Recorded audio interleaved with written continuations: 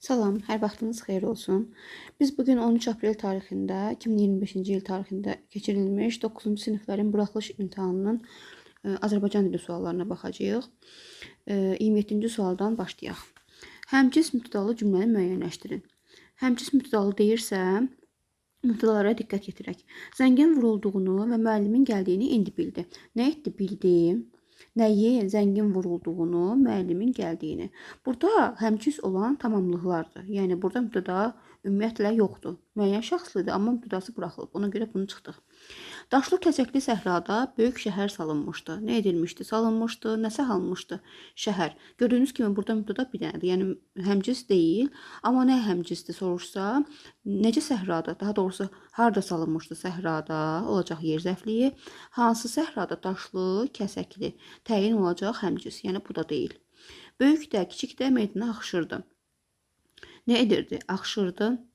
Kim axışırdı? Böyük də, kiçik də. Əslində burada sifətlər isimləşib, amma həmcins mübtədalıq yaradıb. Ona görə də cavabımız C variantıdır. Haraya axışırdı? Meydana bu da olacaq yer zərfliyi.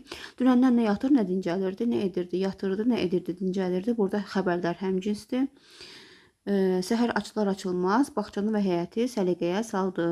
Nə etdi? Saldı. Deməli, nə zaman səhər açılar açılmaz, bu olacaq zaman zərfliyi.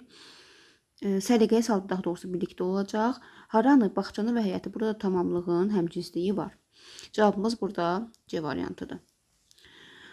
28-də deyir ki, uyğunluğu müəyyən edin. Fe'li bağlama hərəkətin tərzini bildirir. Fe'li bağlama hərəkətin zamanını bildirir. Düşmən qorxub geri çəkildi. Düşmən nəyə görə geri çəkildi? Qorxub. Qorxub səbəb zəfliyidir. Bizə lazımdır tərz və zaman bildirsin. Ona görə A-nı ümumiyyətlə çıxırıq. A olan variantları da çıxa bilərik. Əsmər xala pəncərəyə yaxınlaşanda oğlunu gördü. Nə etdi? Gördü. Nə zaman gördü? Əsmər xala deməli pəncərəyə yaxınlaşanda. Pəncərəyə yaxınlaşanda olacaq fe'li bağlama tərkibi və zaman ifadə edir. Deməli, hərəkətin zamanını bildirir deyə 2B olacaq. Uşaq ayağını yerə diriyib ayaq üstə durmaq istədi. Necə ayaq üstə durmaq istədi? Ayağını yerə diriyib durmaq istədi. Burada tərz bildirdiyinə görə fe'li bağlama tərkibi tərz bildirir. Ona görə 1C olacaq. Ana içəriyə keçər keçməz telefon zəng çaldı. Nə zaman telefon zəng çaldı? Ana içəriyə keçər keçməz. Burada olacaq fe'li bağlama tərkibi yenə də zaman bildirir. Yəni ki 2D olacaq. 2BD. Artıq cavab bəllidir. Cavabımız A variantıdır.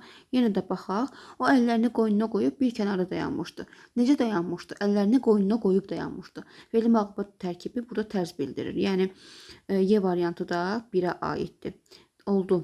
1 C-Y, 2B-D A variantı. 29-da deyir ki, nümunələr əsasında uyğunluğu müəyyən edin. Mən gələndə yağış yağırdı. Mən gələndə mağazadan kitab aldım. Diqqət yetirirsinizsə, bir cümlənin mübtədası yağışdır, yəni isimlə ifadə olunub. Bir cümlənin mübtədası məndir, mən aldım. Əvəzliklə ifadə olunub. Zərfliyin mənaca 2 növü işlənib deyirsə, aldım, nə etdim, xəbər. Nə zaman aldım? Mən gələndə zaman zərfliyi.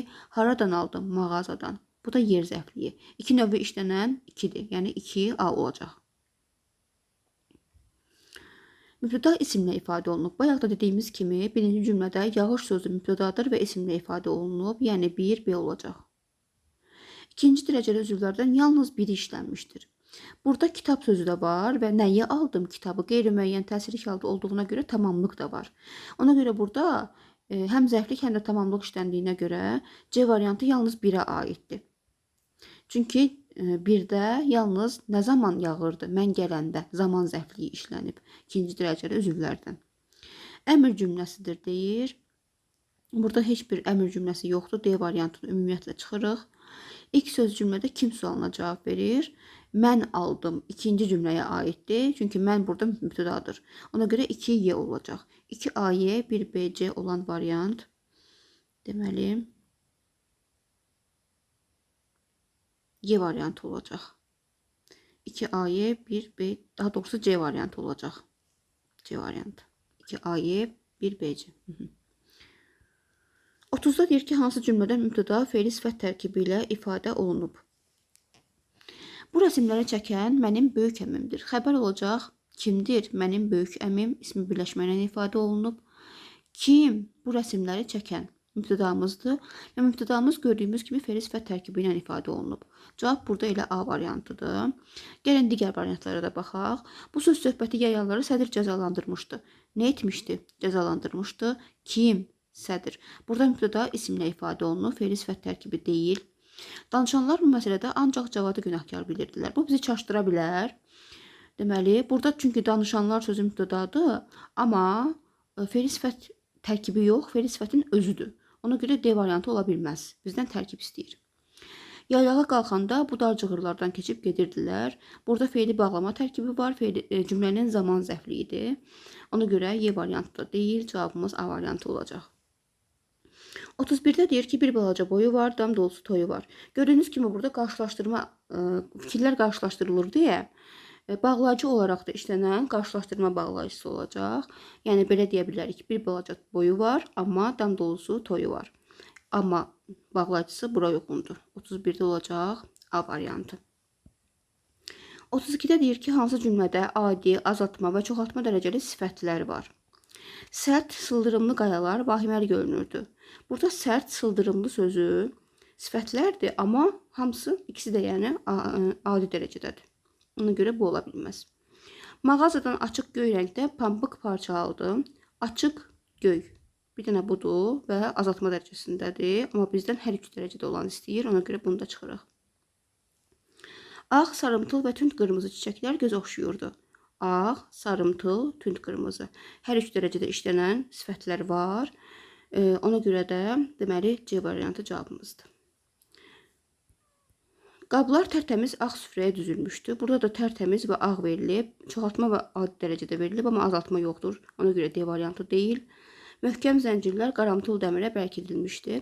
Burada qaramtıl sözü var. Azaltma dərəcəsindədir, amma möhkəm də var, adi dərəcədədir, amma çoxaltma dərəcəsi olmadığına görə Y variantı da deyil. Cavabımız burada C variantıdır. 33. Hansı sözdə nöqtələrin yerinə Q hərfi yazılmalıdır deyir. Bu fonetikada olan Q hərfinin Q ilə əvəzlənməsi qaydasına aiddir. Yarpaq sözü özündən sonra saitlə başlayan şəkilçi gəldiyinə görə Q yazılmalıdır burada. Dağlarda da deməli, dağlarda onsuz da kökdə elə dağdır, yəni heç burada dəyişiklik də yoxdur. Buruq sözünə saitlə başlayan şəkilçi əlavə olunub deyə burada Q olacaq. Qonaq sözünə də həmçinin A, yəni saitlə başlanan şəkilçi əlavə olunduğuna görə burada Q olacaq. Qışlaqda sözü isə düzdür Q ilə yazılır, amma samitlə başlayan şəkilçi artırıldığına görə qışlaq da Q ilə yazılacaq. Cavabımız D variantıdır.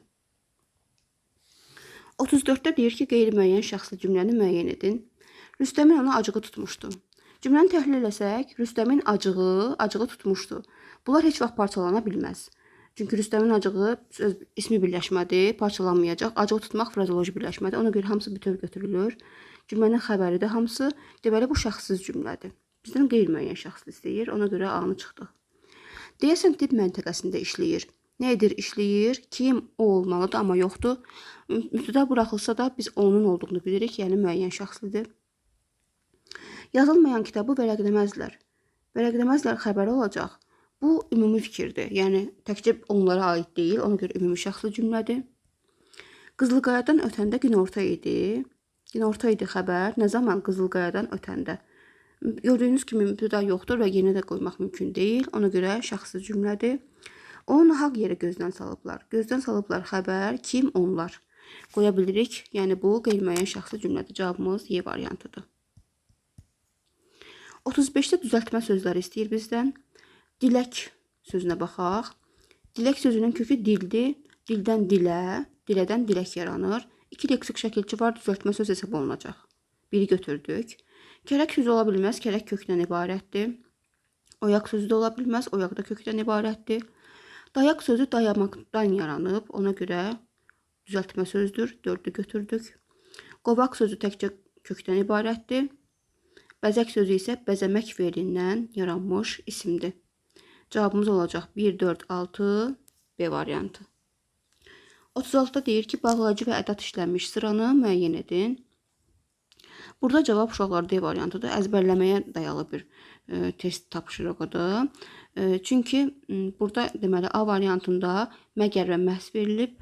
Bilirik ki, məgər sual ədatıdır, məhz dəqiqləşdirici ədatdır. Bəs sual ədatıdır, daha da qüvvətləndirici ədatdır. Gah bağlayıcıdır, ötürü qoşmadır. Nə də bağlayıcıdır, əlbəttə modal sözdür. O cümlədən və kaşı götürəcəyik. Kaş ədatdır, o cümlədən isə deməli iştirak bağlayıcısıdır. Ona görə cavabımız D variantıdır.